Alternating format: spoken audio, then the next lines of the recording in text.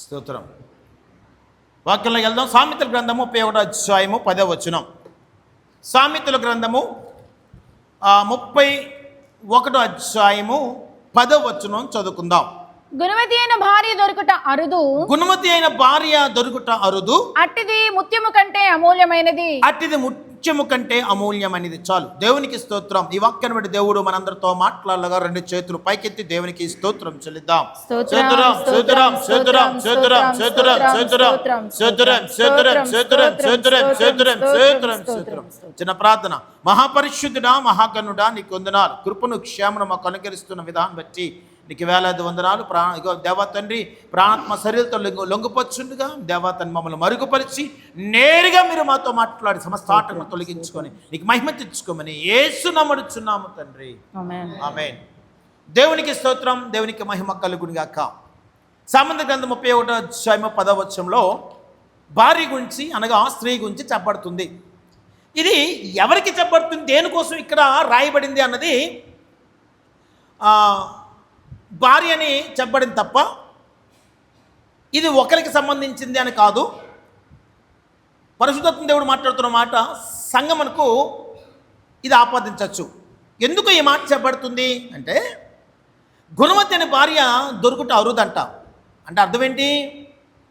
గుణవతి యొక్క భార్య దొరుకుతుంది, కానీ అరుదుగా దొరుకుతుంది. ఒకరు దొరికితే అది ముత్యము కంటే అమూల్యమైనది. హల్లెలూయా హల్లెలూయా. ఈ గుణవతిక భార్య యొక్క లక్షణం ఎవరికి ఉండాలి అంటే, సంఘం అనే భార్యకి, సంఘం అనే స్త్రీకి ఉండాలి. అంటే మనకు, అంటే ఎవరు ఇక్కడ భార్య అని చెప్పబడింది కాబట్టి బాహ్యమైన స్త్రీల గురించి ఇక్కడ మాట్లాడట్లేదు. ఆత్మ సంబంధమైన స్త్రీలు మనందరం, సంఘం అంతా కూడా దేవునికి ఎవరంట? పెళ్లి కుమార్తె. దేవునికి మనము భార్యలుగా ఉన్నాము. హల్లెలూయా హల్లెలూయా.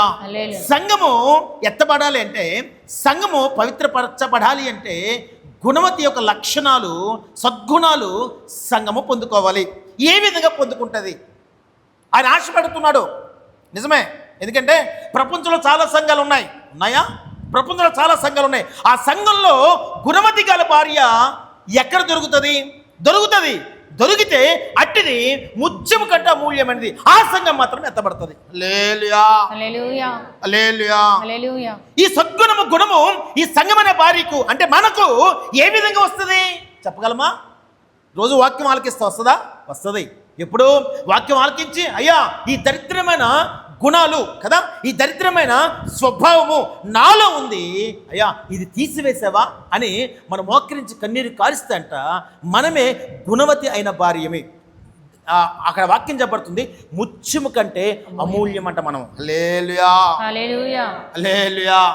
ఎప్పుడు ఈ కృప దొరుకుద్ది? ఎప్పుడన్నా ఈ కృప దొరుకుద్ది? ప్రతి ఒక్కరు దేవుని నమ్ముకున్నారు, బాగానే ఉంది. ఈ దినాన చాలా సంఘాలు ఏర్పాటు చేయబడుతున్నాయి, ఆ రక్తంలో కరగబడుతున్నాం, బాగానే ఉంది. కానీ ఈ గుణము సంఘములో ఎక్కడా కనబట్టలేదు. అటువంటి స్త్రీ సంఘము ఎక్కడా కనబట్టలేదు. అందుకని అంటాను కదా అప్పుడప్పుడు, ఇది దేవునికి స్త్రీ సంఘము, వధువు సంఘము ఆయన నిమిత్తమే సిద్ధపడాలి ప్రతి దినాన్న. ఏ విషయంలో సిద్ధపడాలి అంటే, అమ్మో ఇక వాక్యం చెప్పబడుతుంది కదా, ఈ యొక్క సద్గుణము, ఇక గుణము నాలో ఉందా లేదా?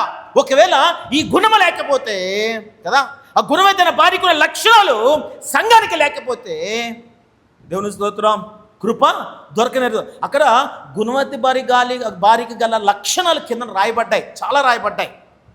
చదువు 11వ వచనం.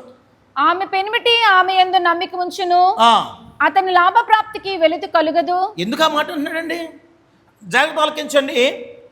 సంఘమే భార్య అయితే కదా, యేసుక్రీస్తు మనకి పెనిమిట.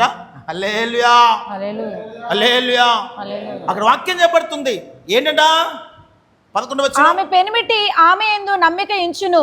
నేను అన్నాను, మన యందు మన యొక్క ప్రియుడు లేక మన యొక్క కదా యేసుక్రీస్తు ప్రభు వారు మన యొక్క పెనిమిటి నమ్మకం ఉంచగలుగుతున్నాడా అంటే, దేని విషయంలో నమ్మకం ఉంచగలుగుతున్నాడు? అద్భుతమైన సద్గుణం ఉండగలిగితే కదా, మన యందు మనకి, మన దేవునికి, మన పెనిమిటికి నమ్మకం ఉండదు. లేదు, నమ్మకం ఉండనేరదు. నిజమే. ఏ విషయంలో నమ్మకం ఉంచును చెప్పండి? ఏ విషయంలో నమ్మకం ఉంచుతాడు? దేవుని స్తోత్రం, హల్లెలూయా. ఏ విషయంలో అండి? జాగ్రత్త.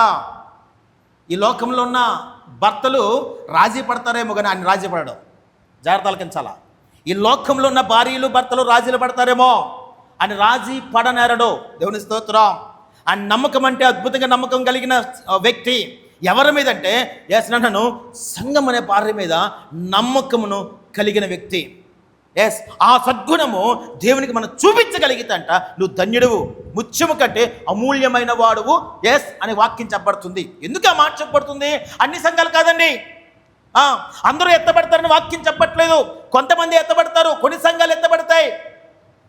అందరూ ఎత్తబడతారని వాక్యం చెప్పబడుతుందా? ఎత్తబడతారు సద్గుణం కలిగిన స్త్రీ ఎవరైతే ఉంటారో. అందుకంటే అరుదు అంట. అంటే అన్ని సంఘాలు ఎత్తబడవా? ఎత్తబడవు. లేలే, అందరూ ఎత్తబడరా? ఎత్తబడరు. దేవుడు ఎవరు ఎత్తబడతారు? లేలియా, ఎవరు ఎత్తబడతారు చెప్పగలమా? నాలో సద్గుణం ఉంది, నాలో గుణం ఉంది, గుణవతి గల భార్యకు లక్షణాలకు ఉంది, నా యందు నా పెనిమిటి నమ్మకం ఉంచుతున్నాడు కదా, అంతేనా అంటూ ఆ మాట అంటారు కదా, నా నమ్మకం ఉంచుతున్నాడు. అతని లాభప్రాప్తికి వెలితి కలుగదు. లే, ఆయనకి లాభం ఏంటండి? వెలితి కలగదంట. మన బట్టి లాభప్రాప్తి కోరేవాడు మన పెనిమిటి అంట. దేవుని స్తోత్రం. మన యేసుక్రీస్తు ప్రభువారు మన ప్రియుడంట కదా. ఆ లాభప్రాప్తికి ఆయనకి ఏంటంట? వెలితి కలగదు. వెలితి కలగదు అంటే అర్థం ఏంటి? సంఘాన్ని దేవుడు ఎంతగా ప్రేమిస్తున్నాడో దీన్ని బట్టి అర్థమవుతుంది. దేవుని స్తోత్రం. హల్లెలూయా. ఆ ప్రేమను తెలుసుకునే నీవు నేను కదా ఏ విధంగా నమ్మకంగా ఉండగలుగుతున్నావు? ఆ నమ్మకాన్ని సంఘం మీద పెట్టాడు ఆయన. ఎందుకంటే ఆ నమ్మకం బట్టే పరలోక రాజ్యం విడిచి భూమి మీదకి వచ్చాడు. హల్లెలూయా. అందుకే ప్రకటన గ్రంథంలో ఒక మాట రాయబడుతుంది. ప్రకటన గ్రంథం 19:6-7 వచనాలు. ప్రకటన 19:6-7 వచనాలు. అప్పుడు గొప్ప జనసమూహపు శబ్దమును, విస్తారమైన జలముల శబ్దమును, బలమైన ఉరుముల శబ్దమును పోలిన ఒక స్వరము, సర్వాధికారియు ప్రభువునకు మన దేవుడు ఏలుచున్నాడు, ఆయనను స్తుతించుడి, గొర్రెపిల్ల వివాహోత్సవ సమయం వచ్చినది, ఆయన భార్య తన్ను తాను సిద్ధపరచుకొని ఉన్నది గనుక మనము సంతోషపడి ఉత్సహించి ఆయనను మహిమపరిచిదమని చెప్పగా వింటిని. ఎవరు విన్నారు? ఎవరు రాశారు ఈ వాక్యం? ఎవరు వింటున్నారు ఇవి? దేవుని స్తోత్రం. హల్లెలూయా. ఎందుకు 19వ అధ్యాయం ప్రకటన 19వ అధ్యాయంలో ఈ విధంగా రాయబడింది? అక్కడ ఇద్దరు స్త్రీలు కనబడతారు. ఇద్దరు స్త్రీలకు కనబడతారు. మొదటి 19:1-2లో వ్యభిచారం గల స్త్రీ ఒకటి కనబడుతుంది. దానికి తీర్పు తీస్తాడు. తీర్పు తీర్చిన తర్వాత సంఘం అనే స్త్రీని, సంఘం అనే భార్యని పిలుస్తాడైనా అంటూనే ఏమంటాడట? తన్ను తాను సిద్ధపరుచుకుంటుందట. హల్లెలూయా. హల్లెలూయా. తలపైగా తల చెప్పండి. గుణవతి గల భార్యకు లక్షణం ఏంటంటే తన్ను తాను సిద్ధపరచుకోవాలి. దేనికి సిద్ధపరచుకోవాలి? వివాహోత్సవానికి అంటే దేవునితో నీవు వివాహానికి పాలిభాగస్తులు కావడానికి నీకు నీవే సిద్ధపరచుకోవాలి. ఇదేంటిది? సంఘము తన్ను తాను ఎలా సిద్ధపరచుకోవాలి? హల్లెలూయా. హల్లెలూయా. పవిత్రంగా సిద్ధపరచుకోవాలి కదా. తనతో ఎలా సిద్ధపరచుకుంటుంది చెప్పండి? సిద్ధపరచుకోగలదా? హల్లెలూయా. నిజమేనండి. ఈ దినాన్ని పరిశుద్ధాత్మ దేవుడు ప్రేమించి మాట్లాడుతున్నమాట. గుణవతి గల భార్యకున్న లక్షణాలు ఈ దినాన్న సంఘానికి లేకపోతే కదా ఆయన పరలోక రాజ్యంలో ఎత్తబడం. గుణవతి గల భార్యకున్న లక్షణాలు కావాలంటే నీకు నీవే సిద్ధపడాలి, తనకు తానే సిద్ధపరచబడాలి. ఎందుకంటే గొర్రెపిల్లు మహోత్సవంకు, విందు మహోత్సవంకు, పెళ్లి మహోత్సవంకు నీవు వెళ్ళటకు. ఎలా సిద్ధపరుస్తుంది? ఎలా సిద్ధపరచబడుతుంది అంటే ఇక్కడ మనం 11వ వచనంలో చదువుకున్నాం కదా. ఎలా సిద్ధపరచబడుతుందండి? మనకు మనమే. నిన్నెవడో వచ్చి లేపుతాడా? పొద్దున్న ఉదయకాలన్న సంఘానికి అందరూ వచ్చారు కదా, మీరే సిద్ధపడ్డారా? సిద్ధపడుట అర్థం ఏంటంటే పవిత్రపరచుకునుట. హల్లెలూయా. సిద్ధపడుట అంటే అర్థం ఏంటంటే నీకు నీవు పరీక్ష చేసుకున్నట. సిద్ధపడుట అంటే అర్థం ఏంటంటే నా వస్త్రం బాగుందా లేదా, నా స్థితిగతులు బాగున్నా లేవా, ఒకవేళ బాగోపోతే నేను వెళ్తున్నాను, నా ప్రియుడు నన్ను చూస్తాడు కాబట్టి నేను నా ప్రియునికి తగ్గట్టుగా నాకు నేను సిద్ధపడే కృప. హల్లెలూయా. హల్లెలూయా. తనకు తాను సిద్ధపరిచే కృప ఎవరు దొరుకుతుందంటే సంఘం మాత్రం దేవుడు ఇవ్వబడింది. ఎందుకంటే వాక్యమనే అద్భుతమైన కృప, వాక్యమనే దేవుడు ప్రతిదినం మన దేవుడు మనతో మాట్లాడుతున్నాడు. నువ్వు ఏ విధంగా బ్రతకాలి క్రైస్తవ జీవితంలో, నువ్వు ఏ విధంగా బ్రతకాలి క్రైస్తవ జీవితంలో, ఏ విధంగా పరిశుద్ధత సంపాదించాలి, ఏ విధంగా నీతి సంపాదించాలని ఈ వాక్యం ద్వారా ప్రతిదినం కూడా పరిశుద్ధాత్మ దేవుడు మాట్లాడుతున్నాడు. హల్లెలూయా, హల్లెలూయా. నిజమే అండి. గుణవతి గల భార్య అనగానే కదా దగ్గర 20-30 లక్షణాలు రాయబడ్డాయి. దేవునికి స్తోత్రం. హల్లెలూయా. కేజీ వర్షన్లో ఇంగ్లీష్లో ఒక పదం ఇవ్వబడింది. అది మన గూగుల్ ట్రాన్స్లేషన్లో కొడితే దగ్గర 25 పదాలు దాని క్వాలిటీస్ ఇవ్వబడ్డాయండి. హల్లెలూయా, హల్లెలూయా. ఏంటి గుణవతి అంటే సద్గుణానికి అన్ని లక్షణాలు క్రీస్తుకి ఆపాదించబడ్డాయి. జాగ్రత్తలు కించాలి. అన్ని లక్షణాలు మన పెనిమిటైనా కదా, మన భర్త అయినా, మన ప్రియునైనా కదా దేవునికి ఆపాదించబడ్డాయి. ఆ లక్షణాలే సంఘమునకు ఆపాదించబడాలని ఆయన ఆశ. అందుకే అంటున్నాడు, గుణవతి గల భార్య దొరుకుట అరుదు. దేవుని స్తోత్రం. హల్లెలూయా, హల్లెలూయా. నిజమే, మనం అక్కడ వాక్యం చెప్పినట్టుగా నిజంగా అరుదేనా? దొరకవా? చెప్పండి. పరిశుద్ధం పొందుకున్న గుణం రావట్లా, వాక్యం గద్దిస్తున్న గుణం రావట్లా కదా. ఎంత దేవుడు మాట్లాడుతున్నా మనం సిద్ధపరచుకోలేకపోతున్నాం. అంతే కదా. ఎక్కడైనా వెళ్ళాలంటే తెల్లవారు 3 గంటలు లేచి మనం సిద్ధపరచుకొని లోకంలోకి వెళ్తాం కాబట్టి, ట్రైన్ తప్పొద్దు కాబట్టి, ఫ్లైట్ తప్పొద్దు కాబట్టి. అంతే కదా. ఆ యాక్టివ్నెస్ ఇందులో ఉండట్లేదు. ఎక్కడా చెప్పండి. అమ్మో దేవుని సముఖంలోకి వెళ్తున్నాం, జాగ్రత్త.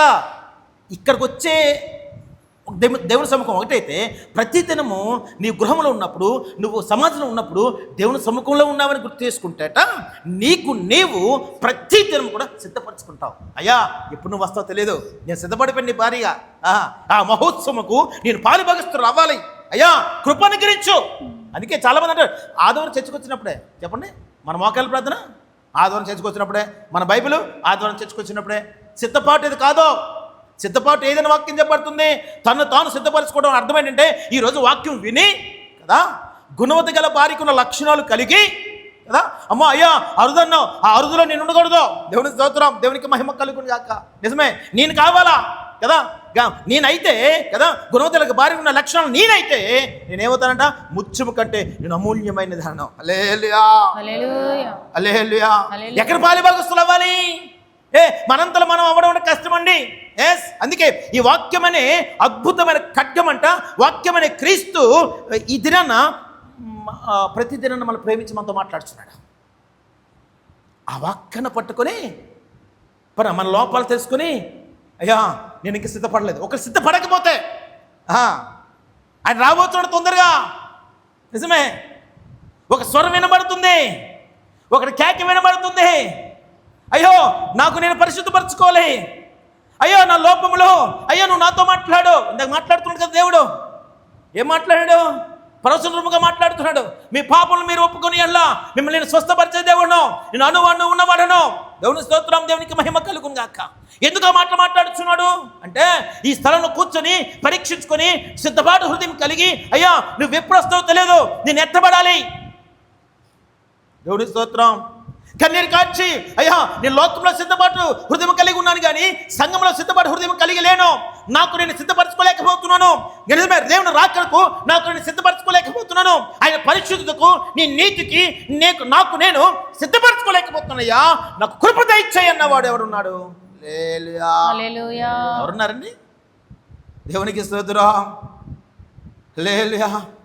మన క్రైస్తవుల కంట తన్ను తాను సిద్ధపరచుకో అంటే దేన్ని సిద్ధపరచుకుని చెప్పండి. ఈరోజు సాయంత్రం 6 గంటల నుంచి తెల్లవారు 6 గంటల వరకు మోకాలు ప్రార్థన చేద్దామంటే దేవుని స్తోత్రం అని మోకాలు నొప్పి. సాయంత్రం 6 నుంచి తెల్లవారు 6 గంటల వరకు మనము పిక్నిక్లకి, దేవుని స్తోత్రం.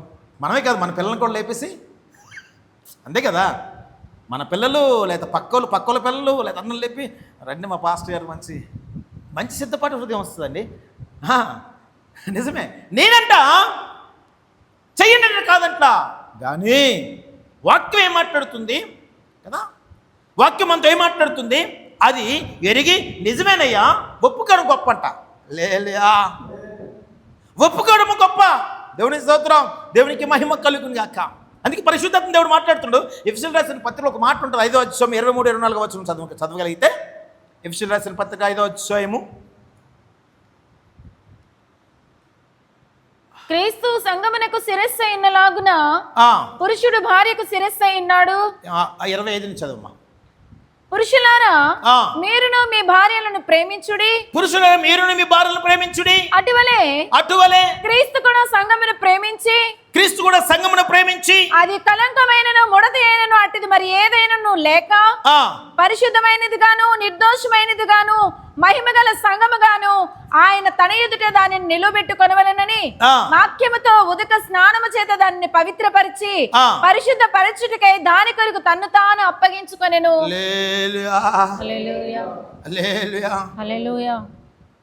సామెత గ్రంథంలో రాయబడింది కదా, గుణవతి గల భార్యతో అరుదు కాదంట్లా.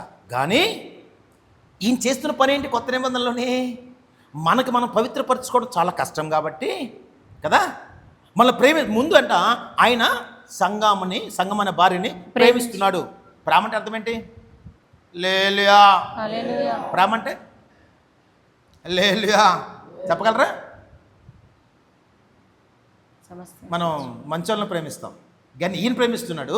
ఏ విధ ప్రేమ కదా? కలంకమైనను ముడతైనను. అంటే యాక్చువల్ చెప్పాలంటే ఆయన ప్రేమకు మనం కదా భాగ్యులం కాదు. చెప్పాలంటే మనం ప్రేమించకూడదు. ఆయన దేవుడు కదా, ఆయన పవిత్రుడు కదా, ఆయన కలంకము లేనివాడు కదా, ఆయన ఏ మచ్చ డాగు ముడత లేనివాడు కదా. మనం అన్ని దరిద్రాలు కలిగి ఉన్న మనుషులం కదా, మనం ఆయన ప్రేమిస్తాడా అంటే ఆయన అంటాడు, ఈ వాక్యము ద్వారా ఉదక స్నానం చేస్తున్నాను కాబట్టి నేను ప్రేమిస్తున్నాను. నేను ప్రేమించి ఈ వాక్యం చేత ఉదక స్నానం చేసి ఎలా అంట? ఏ విధంగా? అది గుణవతి గల భార్యగా సిద్ధపరచు. దేవుని స్తోత్రం. నేను ఆయన వల్ల గుణవతి గల భార్య ఒక స్వభావం మనకు అనుకరించబడుతుందండి. ఈ స్వభావాలన్నీ కూడా దేవుల్లో క్రీస్తులో ఉన్నవే, అంతే కదా. అందుకే ఆ ఎఫెసీయులకు రాసిన పత్రిక 5వ అధ్యాయంలో 25-26 వచనంలో అదే కదా మాట చదువు ఒకసారి. మళ్ళా పురుషులారా మీరును మీ భార్యలను ప్రేమించుడి. అటువలే క్రీస్తు కూడా సంఘమును ప్రేమించి అది కలంకమైనను ముడత అయినను అటుది మరి ఏదైనను లేక పరిశుద్ధమైనది గాను నిర్దోషమైనది గాను మహిమగల సంఘము గాను ఆయన తన ఎదుట దానిని నిలబెట్టుకొనవలెనని వాక్యముతో ఉదక స్నానము చేత దాన్ని పవిత్రపరిచి పరిశుద్ధ పరచుటకై దాని కొరకు తన్ను తాను అప్పగించుకొనెను. భార్య కొరకంట తన్ను తానే అప్పగించుకున్నాడు. మరి నువ్వేం అప్పగించుకుంటున్నావు? ఆయన చేస్తున్న పని కరెక్ట్ అండి. పురుషులారా మీ భార్యలను ప్రేమించుడి. దాని తక్కువ లేదు, ప్రేమిస్తున్నాం, బాగానే ఉంది. దేనికోసం చెప్పబడింది? సంఘం కొరకు చెప్పబడుతుంది. సంఘమైన భార్య కొరకు చెప్పబడి కింద వచనం రాయబడుతుంది. ఇది దేని కొరకు చెప్పబడుతుంది? సంఘమైన భార్య కొరకు చెప్పబడుతుంది ఈ మాట. పురుషులారా మీ భార్యను ప్రేమిస్తున్నారు కదా, అటువలే క్రీస్తు కూడా సంఘంను ప్రేమిస్తున్నాడు. అంటే పురుషుడు ప్రేమించడానికి క్రీస్తు ప్రేమించడం తేడా ఉంది. చదువు కింద వచనం. అటువలనే పురుషులు కూడా తన సొంత శరీరమును వలె తమ భార్యలను ప్రేమింపబద్ధులై ఉన్నారు. తన భార్యను ప్రేమించువాడు తన్ను ప్రేమించుకొనుచున్నాడు. తన శరీరమును ద్వేషించిన వాడెవడును లేడు గాని ప్రతివాడును దానిని పోషించి సంరక్షించుకొనును. మనము క్రీస్తు శరీరమునకు అవయవములై ఉన్నాము గనుక అలాగే క్రీస్తు కూడా సంఘమును పోషించి సంరక్షించుచున్నాడు. ఈ హేతువు చేత పురుషుడు తన తండ్రిని తల్లిని విడిచి తన భార్యను హత్తుకొనును, వారిద్దరును ఏక శరీరమగుదురు. ఈ మర్మము గొప్పది. అయితే నేను క్రీస్తును గుర్చి సంఘమును గుర్చి చెప్పుచున్నాను. చివరికి గాలి తీస్తాడు ఆయన. అబ్బా వారిని ఇలా ప్రేమించాలా అంటే చివరికి వచ్చేప్పటికి మేము మీ గురించి అన్నట్ల క్రీస్తు గురించి సంఘం గురించి చెప్తున్నాను ఈ మాట అంటాడు. భార్యలు ప్రేమించాలి, భర్తలు ప్రేమించాలి అందరూ. అబ్బా నేను బాగా వాక్యానుసారంగా ఉంటున్నాను. కాదా, ఇది వాక్యానుసారం కాదు. ఏది వాక్యానుసారము? దేనికి చెప్పబడుతుంది? మీరు ఏ విధంగా అయితే ప్రేమిస్తున్నారో కదా, ఇది క్రీస్తు కొరకు, క్రీస్తు గురించి, సంఘం గురించి చెప్తున్నాను. ఈ మర్మం గొప్పదే. ఈ మర్మం తెలుసుకున్నవాడు ఏమవుతాడంట చెప్పండి? గుణవతి గల భార్యకు దగ్గర లక్షణాలు ఉంటాయట. నిజమే అండి. గుణవతి గల భార్యకు దగ్గర లక్షణాలు ఉంటాయి. అప్పుడు నువ్వు ముత్యము కంటే విలువైన వాడవు. ఎప్పుడవుతావు అంటే, అయ్యా ఇగో నన్ను నేను సిద్ధపరచుకున్నటకు అద్భుతమైన వాక్యమును అనుగ్రహించు, ఈ వాక్యంతో ఉదగిస్తాను ప్రతి దినం చేయాలట క్రైస్తవుడు. చేయగలుగుతున్నాడా? ఉదగస్నానం అర్థం ఏంటి? ప్రతి దినమంట ఈ వాక్యం అనే నీరు ద్వారా స్నానం చేస్తే ఏడిపోద్దంట, మురికిపోద్దా? మనం ఎందుకంటే స్నానం చేస్తాం రోజున చెప్పండి? చావుడుకంపు రాకుండా. ఇక్కడ అంటాడు కలకమేను ముడతాయను కదా, డాగేను సమస్త ఏ దరిద్రమేను కదా, అది పోవులాగా క్రీస్తంట మన కొరకు తను తాను అర్పించుకున్నాడు. లేలియా, తను సిద్ధపరచుకున్నాడు అనొచ్చు. లేలియా, లేలియా. అందుకే పరిశుద్ధాత్మ దేవుడు ప్రేమించి మాట్లాడుతున్నమాట. దేవుడు నమ్ముకున్న బాగానే ఉంది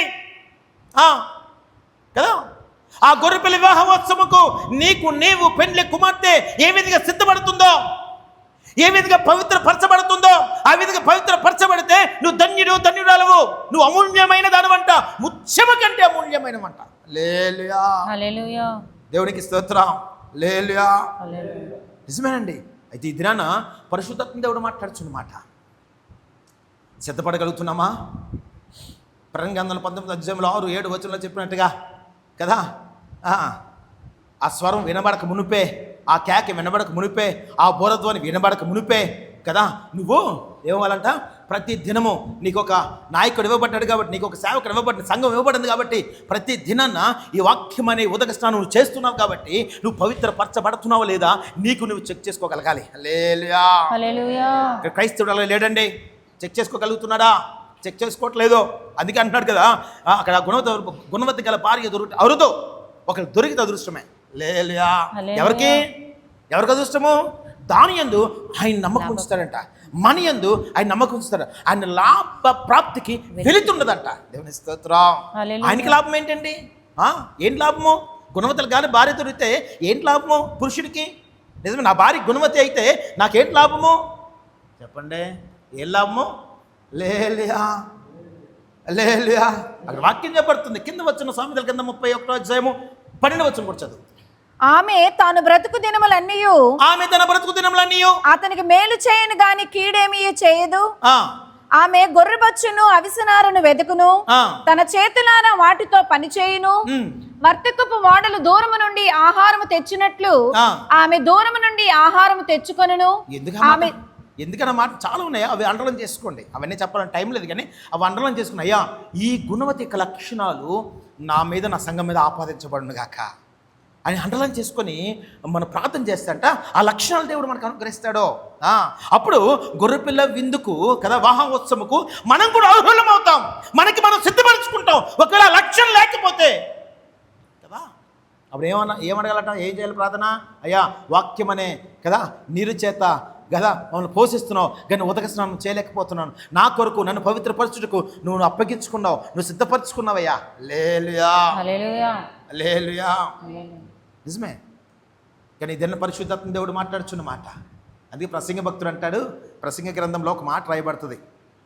ప్రసంగ గ్రంథము 7:28.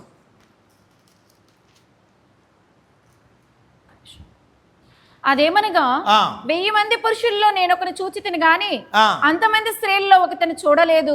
కింద వచ్చిన కూడా ఇది ఒకటి మాత్రము నేను కనుగొంటిని. ఏమనగా దేవుడు నరులను యథార్థవంతులుగా పుట్టించిన గాని వారు వివిధమైన తంత్రములు కల్పించుకొని ఉన్నారు. ఎందుకని ప్రసంగ భక్తుడు ఆ మాట అంటున్నాడు? దేవుని స్తోత్రం. 1000 మంది పురుషులు ఒకటి కనబడ్డాడంట. ఆయన పేరు యేసుక్రీస్తు ప్రభువారు. దేవుని స్తోత్రం. స్త్రీల్లో ఒకరితో నాకు కనబడలా. దేవుని స్తోత్రం. అంటే అట్టి లక్షణము గలవారు కనబడలేదు, కానీ కింద వచనంలో అంటాడు కదా, నరులను నేను పుట్టించిన గాని వారు వివిధమైన తంత్రములు కల్పించుకొని ఉన్నారు. హల్లెలూయా. ఏ తంత్రం అండి? దేవుని స్తోత్రం. దేవునికి మహిమ కలుగును గాక. నిజమే, అందుకే పరిశుద్ధాత్మ దేవుడు మాట్లాడుచున్నాడు. అందరూ అంటారు మా దేవుడు రాబోతున్నాడు కదా, దేవుని రాకడ అతి సమీపంగా ఉంది. మంచిది, దేవుని రాకడ అతి సమీపంగా ఉంది, నేను కాదనట్లేదు. కానీ నువ్వు ఆ దేవుని రాకడలో ఎత్తపడాలంటే కదా గుణవతిన భారీగా లక్షణాలు నువ్వు ధరించుకోవాలి. హల్లెలూయా. ఆయన ప్రేమ ఎట్టిదే తెలుసండి. నిజమే, ఈ వాక్యం చదువుతుంటే అబ్బా నీ ప్రేమ ఎట్టిదయ్యా, అక్కడ మనం 31:10లో ఒక వాక్యం మనం చదువుకున్నాం కదా, గుణవతైన భార్యతో అరుదు అట్టిది ముత్యము కంటే అమూల్యమైనది. ఈ ముత్యాన్ని దేవుడు పరలోక రాజ్యంతో పోల్చాడు. లేలియా. మత్తయి సువార్త 13:45-46 వచనంలో క్లియర్గా రాయబడింది. దేవుని స్తోత్రం. ఏంటట ఒకసారి చదవది ఒకసారి. మత్తయి సువార్త 13:45-46 వచనం. మత్తయి సువార్త 13:45-46. మరియు పరలోక రాజ్యము మంచి ముత్యములను కొనవెదుకుచున్న వర్తకను పోలి ఉన్నది. అతడు అమూల్యమైన ఒక ముత్యమును కనుగొని పోయి తనకు కలిగినదంతా అమ్మి దాన్ని కొనెను. ఏంటట పరలోకం దేంతో పోలుంది? దేవుని స్తోత్రం. చెప్పండి. మంచి ముత్యాలను కొనవెదుకుచున్న వర్తకను పోలి ఉన్నది. దేవుని స్తోత్రం. ఆ వర్తకుడు ఏం చేస్తున్నాడండి? పరలోక రాజ్యం నువ్వేం చేస్తే చెప్పు. జాగ్రత్త. వర్తకుని స్వభావం నీలో ఉంటే ముత్యం పరలోక రాజ్యం. దాన్ని కొనడానికి సర్వమును వదిలి అంటే అర్థం ఏంటి? ఇంకేం లేదో సర్వమును సింగిల్ అనిపింది లేదండి, సర్వను వెచ్చించేది కొన్నాడంట. ఆ స్వభావం పోలి ఉంది. దేవుని స్తోత్రం. హల్లెలూయా. హల్లెలూయా. అంటే దానికంటే సంఘం గొప్పదా? అంటే ఈ వర్తకుని కంటే జాగ్రత్త ఆలకించాలి. ఈ వర్తకుని కంటే లేకపోతే ఈ యొక్క పరలోక రాజ్యం కంటే సంఘము గొప్పదని అర్థమా? హల్లెలూయా. గుణవత గల భార్యకి అంత అమూల్యత దేవుడు అనుగ్రహించాడా? హల్లెలూయా. నిజమే, అనుగ్రహించాడా అని వెతికాడు. ఒక అమూల్యమైన ఒక ముత్యాన్ని చూశాడు, సమస్తమును అమ్మి ఆయన అది కొన్నాడంట. దేవుని స్తోత్రం. హల్లెలూయా. అంటే అర్థం ఏంటి? మనకు పరలోక రాజ్యం గొప్ప అయితే కదా, పరలోక రాజ్యం అమూల్యమైతే ఆయనకంట సంఘం మన భార్య అమూల్యమట. హల్లెలూయా.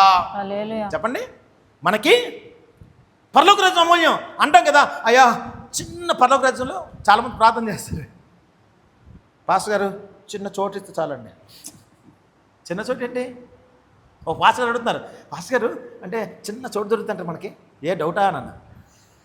అంటే కొన్ని స్వభావాలు వేయలేకపోతున్నాం, దానివల్ల చిన్న చోటు పెద్ద నువ్వు పరలోక రాజ్యం అడుగు పెట్టేసినట్టే కదా. నీళ్ళ నాలుగాని రాజీ పడ్డావు, పర్లేదులే, నో ప్రాబ్లం, మీరు లేట్గా వచ్చినా ఇటు చెప్పండి, నేను రాజీ పెడతాను మీతోనే, పర్లేదులే, నేను చేపలు పరుచుకొని దేవుని స్తోత్రం, నేనైతే ఈడు తుడిచాడు నేను తుడుద్దాం అనుకున్నా. హల్లెలూయా. హల్లెలూయా. నిజమే, నేను రాజీ పడుతున్నా, కానీ ఆయన రాజీ పడతాడా అన్నాను. ఆయన రాజీ పడడు. దేవునికి స్తోత్రం. హల్లెలూయా. అది పరిశుద్ధాత్మ దేవుడు మాట్లాడుతున్నాడు కదా. ఆయన ఏది చెప్పినా సంఘమును ప్రేమించే అద్భుతమైన కృప ఏంటంటే, నేను ఆ ప్రేమ చూశాను. నేను పరలోక రాజ్యం చిన్నదన్నట్లా, జాగ్రత్త ఆలకించాలా. ఆయన ప్రేమ ఏంటిదంటే, ఆయన పరలోక రాజ్యాన్ని విడిచి వచ్చి సంఘాన్ని ప్రేమిస్తున్నాడు కదా. ముత్యము కంటే అమూల్యమైన దాన్ని నువ్వు అంటున్నాడు. హల్లెలూయా. నేను విడిచి వచ్చాను, దానికి నువ్వే గొప్ప. చెప్పండి. వాక్యం చెప్పబడుతుంది కదా, స్త్రీ కదా తల్లిదండ్రులు విడిచి, చెప్పండి, పురుషుడు తన తండ్రిని తల్లిని విడిచి పురుషుడు తన తల్లిని తండ్రిని విడిచి భార్యను హత్తుకొనును. హల్లెలూయా. హల్లెలూయా. అంటే పెళ్ళైన పురుషులందరూ తల్లిదండ్రులను విడిచిన అర్థమా, విడిచిపెట్టమని అర్థమా? కాదండి. ఇక్కడ వాక్యం ఏంటి? దేవుని స్తోత్రం. మన పురుషుడు కదా, మన కదా పెనిమిటి, మన ప్రియుడు తండ్రిని విడిచి పరలోక రాజ్యాన్ని విడిచి కదా. నిజమే, ఆ ఇద్దరిని విడిచి పరలోక రాజ్యం తల్లి లాంటి దానికి తండ్రి అని దేవుడు తండ్రి లాంటి వాడు కాబట్టి ఇద్దరిని విడిచంట ఎవరిని హత్తుకోవడానికి వచ్చాడు? ఎందుకు హత్తుకోవడానికి వచ్చాడు? గుణవతి గల భార్య దొరుకుతారుదో ఒకళ్ళు దొరికితే ఆ భార్యను హత్తుకోవడానికి వచ్చాడు. అమూల్యమైనది ముత్యము కంటే. అంటే అర్థం ఏంటి? పరలోక రాజ్యం కంటే నాకు ఇదే అమూల్యము. మనకేది అమూల్యము? పరలోక రాజ్యం అమూల్యం అండి. ఎవరి స్తోత్రం. ఎలాగెళ్తాం? ఎలాగెలగలం?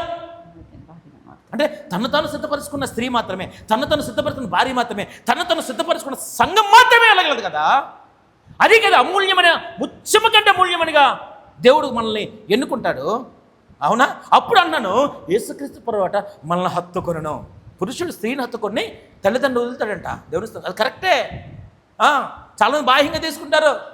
ఫారిన్ కంట్రీలో పెళ్ళి అయిపోయినా పెళ్ళి కాకముందే తల్లిదండ్రులే. దేవుని స్తోత్రం. ఈ వాక్యం బాహ్యంగా తీసుకుంటారు. నేనంట ఈ వాక్యం ఆత్మ సంబంధం తీసుకుంటే ఆయన తల్లిని తండ్రిని, తల్లి పరలోక రాజ్యం అయితే తండ్రి కదా తండ్రి అయిన దేవుడు ఈ ఇద్దరిని వదిలంట భూమి మీదకి వచ్చి సంగమన భార్యను హత్తుకునే కృప. దేవుని స్తోత్రం.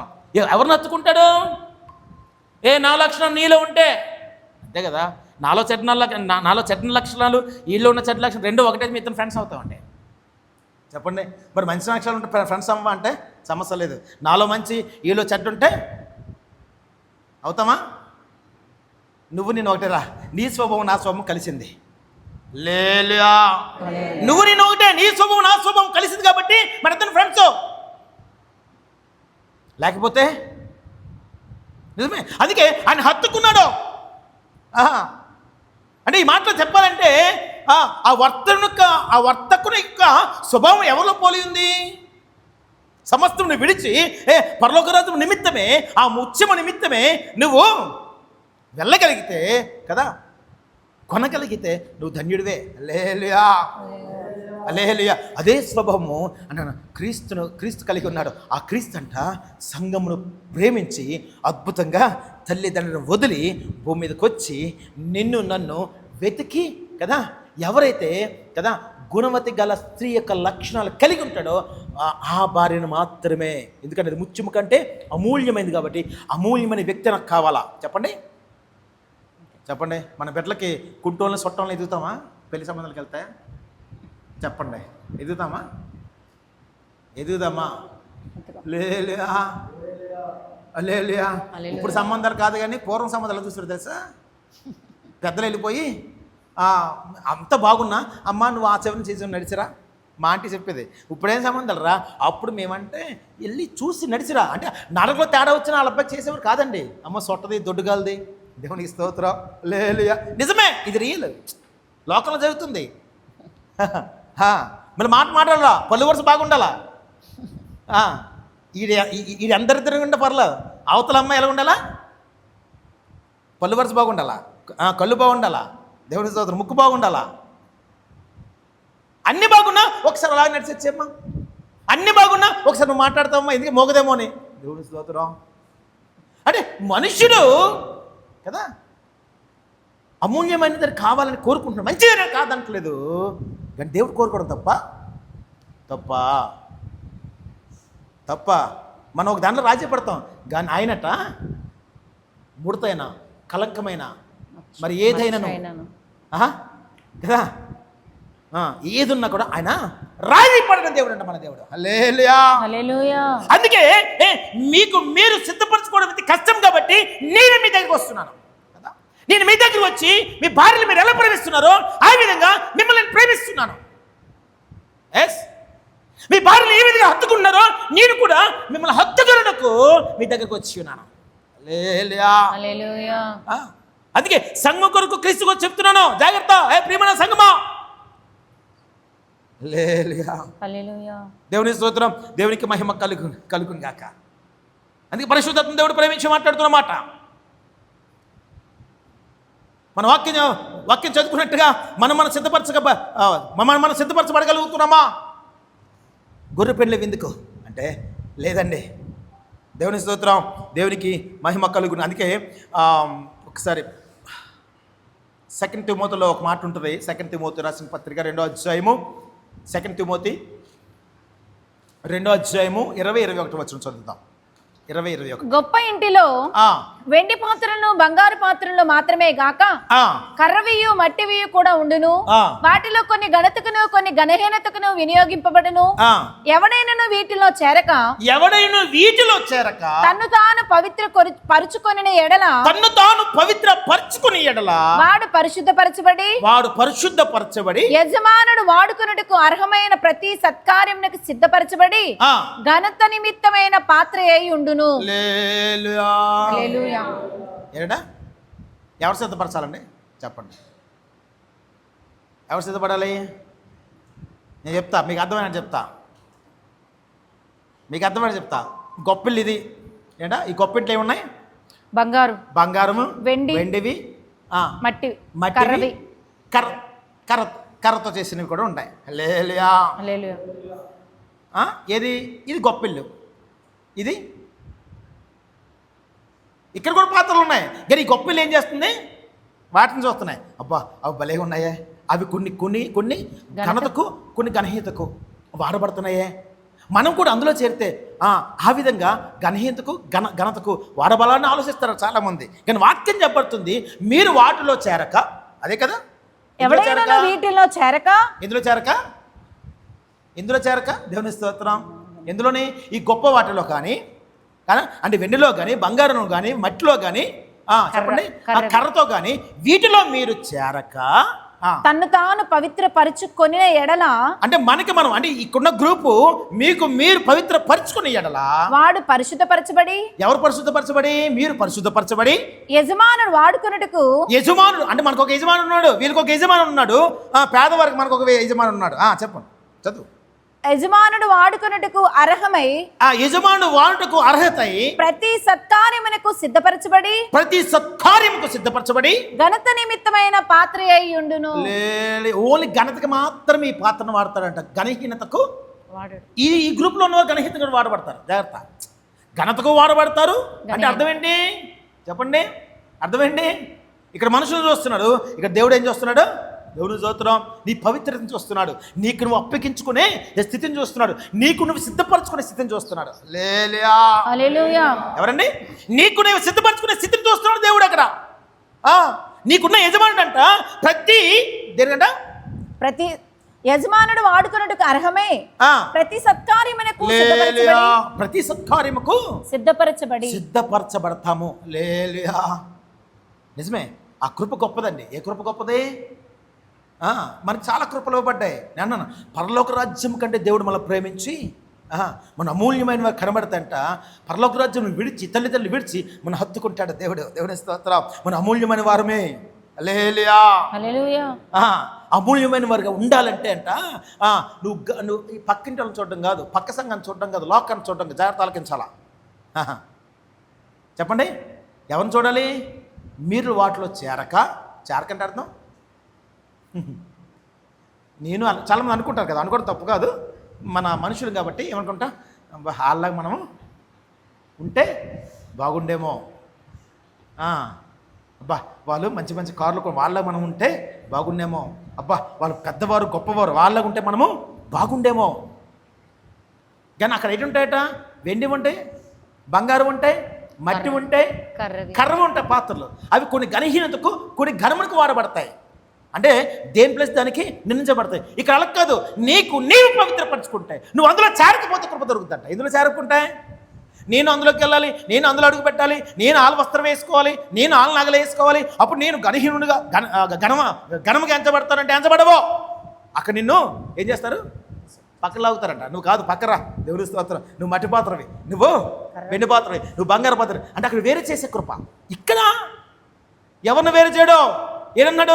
మనకు అవకాశం ఇస్తున్నాడు. వాటిలో చేరకుండా నీకు నీవే పవిత్రపరచుకోగలిగితే ప్రతి సత్కార్యమునకు నేను దేవుడు వాడుకుంటాడు, నేను సిద్ధపరుస్తాడంట దేవుడు. హల్లెలూయా, హల్లెలూయా, హల్లెలూయా. అంటే ఎవరు? వాటికంటే నువ్వు ఇక్కడ వెండివి లేదా బంగారవి, మట్టివి, కర్రవంట్లా, నువ్వు పాత్రవే. దేవుని స్తోత్రం. హల్లెలూయా. నువ్వు గొప్పవాడు కావచ్చు, జాగ్రత్త ఆలకించాలా. ఈ గ్రూప్లో ఉన్న గొప్పవారు కావచ్చు, చిన్నవారు కావచ్చు, పనికిరాని వారు కావచ్చు, మట్టి పాత్ర కావచ్చు, పాత్ర కిందకేసి కొడితే పగిలిపోవచ్చు, కానీ నీకు కృప ఇవ్వబడుతుంది. ఏ కృప అంటే నీవు సిద్ధపడితే, నీవు సిద్ధపడి దాంట్లో చేరకుండా నీవు సిద్ధపడితే నీకు కృప ఇవ్వబడుతుంది. ఏ కృప అంటే ప్రతి సత్కార్యము. అది ఎవరిలో ఉందంట?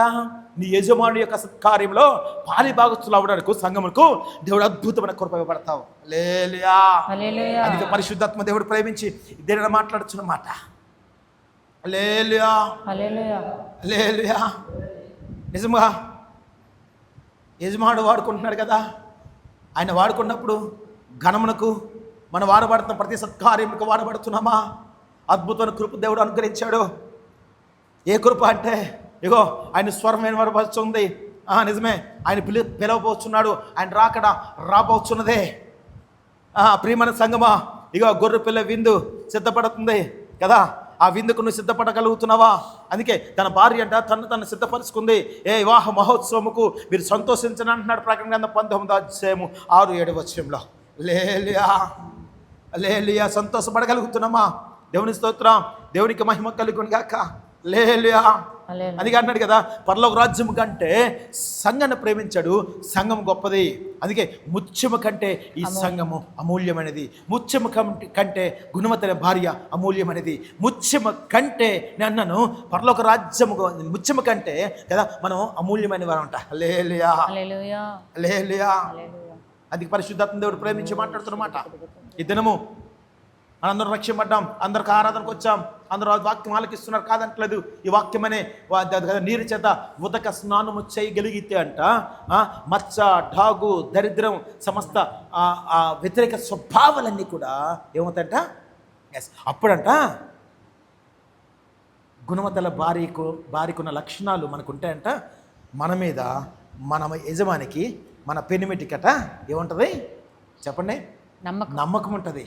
మన బట్టి ఆయన లాభ ప్రాప్తికి వెలితి ఉండదు అంటే అర్థం ఏంటంటే ఎక్కడ వెలితి ఉండదు. నా కుమారుడు, నా కుమార్తె, దేవుని స్తోత్రం. లాభప్రాప్తి అంటే అర్థం ఏంటి? ఆయనకి నీ బట్టి లాభం ఏంటండి? ఒక ఆత్మ నిజమే, ఒక ఆత్మ రక్షింపబడి పరలోక రాజ్యం పవిత్రంగా చేర్చబడితే ఆయన లాభం వచ్చినట్టే. లాభప్రాప్తికి వెలుతు లేదంట. నీ బట్టి కొన్ని వందల మంది, నీ బట్టి నీ కుటుంబం, నీ బట్టి అనేక మంది రక్షింపబడతారు కాబట్టి అదే ఆయనకి లాభం. హల్లెలూయా. హల్లెలూయా. హల్లెలూయా. అందుకే అవి మనం చదువుకున్నాం కదా, ఆ సామెతల గ్రంథం 31, 10, 11, 12, 13, 14, 15 చక్కగా ఆ యొక్క గుణవతల భార్య కోసం రాయబడింది. ఆ భార్యట ఉదయకాలం లేసిపోద్దంట. చదువు మా మొక్క ఒకసారి. ఆమె చదువు. చీకటితోనే లేచి తన ఇంటి వారికి భోజనం సిద్ధపరచును. ఎందుకు చీకటితో? ఏ భోజనం అండి? దరిద్రమైన భోజనమా? చీకటితో లేసంట. దేవుని స్తోత్రం. ఏ భోజనం? ఆత్మీయ భోజనం. మోకరించి కదా, మోకరించి కన్నీరు ఖర్చు, అయ్యా ఇగో మేము మోకరించి ప్రార్థన చేస్తున్నాం. గుణవంతుల భార్యకు ఉన్న లక్షణాలు ఇవ్వండి. హల్లెలూయా. అప్పుడు కానీ భోజనం సిద్ధపడదంట. అప్పుడు కానీ భోజనం సిద్ధపడదు. మీకు ఆత్మీయాహారం కావాలంటే మీరు కన్నీరు ఖర్చు ప్రార్థన చేస్తే ఈ స్థలం నుంచి అద్భుతమైన ఆహారము దేవుడు మీకు అనుగ్రహించగలడు. సంఘానికి ఉన్న అద్భుతమైన కృప, సంఘమైన భార్యకు ఉన్న అద్భుతమైన కృప అదే. హల్లెలూయా. అందుకే పరిశుద్ధాత్మ దేవుడు దాన్ని ప్రేమించి మాట్లాడుతున్నాడు. మనం ఏ విధంగా ఉన్నాం, ఏ విధంగా దేవుడిని నమ్ముకున్నాం బాగానే ఉంది, కాదంటలేదు కదా. 1000 మంది పురుషుల్లో ఒకరు కనబడుతున్నాడంట, అనేక మంది స్త్రీలు ఒకరితోనే కనబడట్లేదు అంటున్నాడు. అనేక సంఘాల్లో ఒకరైనా గుణవతల భార్య లక్షణాలు కలిగి లేరంట. దేవుని స్తోత్రం. ఇదన్న పరిశుద్ధాత్మ దేవుడు మాట్లాడుతున్నాడు. చాలామంది దేవుడు నమ్ముకున్నారు, చాలామంది పెంతుకోస్ పీపుల్ ఉన్నారు, కానీ చాలామంది అభిషేకం పొందుకున్న ఉన్నారు, కానీ క్రీస్తు కృప, క్రీస్తు క్రియలు పొందుకోలేని వారు చాలామంది ఉన్నారు. హల్లెలూయా. అమ్మో మేము బాగా బతుకుతున్నాం, మేము భాషలు మాట్లాడుతున్నాం, నిజమే మేము పెంతుకోస్ సంఘం అన్నవారు కూడా ఇది నాన్న గుణవత లక్షణాలు పొందుకోలేకపోతున్నారో, తను సిద్ధపరచుకోలేకపోతున్నారో. దేవునికి స్తోత్రం. హల్లెలూయా. నిజమే కదా. ఏదైతే ఘనతగా ఉన్నాయో వాటిలో చేర్చబడ్డానికే మనం ఆసక్తి చూపిస్తాం తప్ప కదా, మనకి మనం పవిత్రపరచుకొని అయ్యా ఇగో నన్ను పవిత్రపరచు, నన్ను వాడుకో అని మొక్క మన నోటి రావట్లేదు, మనం ప్రార్థన చేయలేకపోతున్నాం. హల్లెలూయా. యజమానుడు వాడుకున్న ప్రతి సత్కార్యముకు యజమానుడు వాడుకున్నట్టుకు నువ్వు అద్భుతమైన ఘనమైన పాత్రగా సిద్ధపడాలి అంటే నేను అన్నాను, అద్భుతమైన కదా సద్గుణమైన భార్యగా ముందు సిద్ధపడితే నువ్వు ముత్యము కంటే అమూల్యమైన దానవో. అది సంఘం గురించి దేవుడు మాట్లాడుతున్న మాట. ఇద్దరము మనల్ని ప్రేమించి మనతో మాట్లాడుతున్నాడు, మనకి సహాయం చేస్తున్నాడు. ఆయన నువ్వు కాదు సిద్ధపడంటావు కాబట్టి ఆయన నీ కొరకు అర్పించుకొని కదా ఈ వాక్యం ఉదక స్నానం చేసి కడత, ముడత, కలంకం సమస్తమును కూడా ఆయన తీసి పారవేసే దేవుడే ఉన్నాడు. ఎస్, ఇదని పరిశుద్ధాత్మ దేవుడు మాట్లాడుతున్నాడు కాబట్టి ఆ కృప దేవుడు మనందుకు అనుగ్రహించును గాక. మోకరించండి, ప్రార్థన చేసుకుందాం. సుదురాం సుదురాం సుదురాం సుదురాం సుదురాం సుదురమయ్యా సుదురమయ్యా సుదురమయ్యా సుదురమయ్యా సుదురమయ్యా సుదురం సుదురం సుదురం మంగరవరం భౌతవ ప్రాదం భౌషహన భౌతం ప్రోదమి శిఖరబడ దుర్విలంద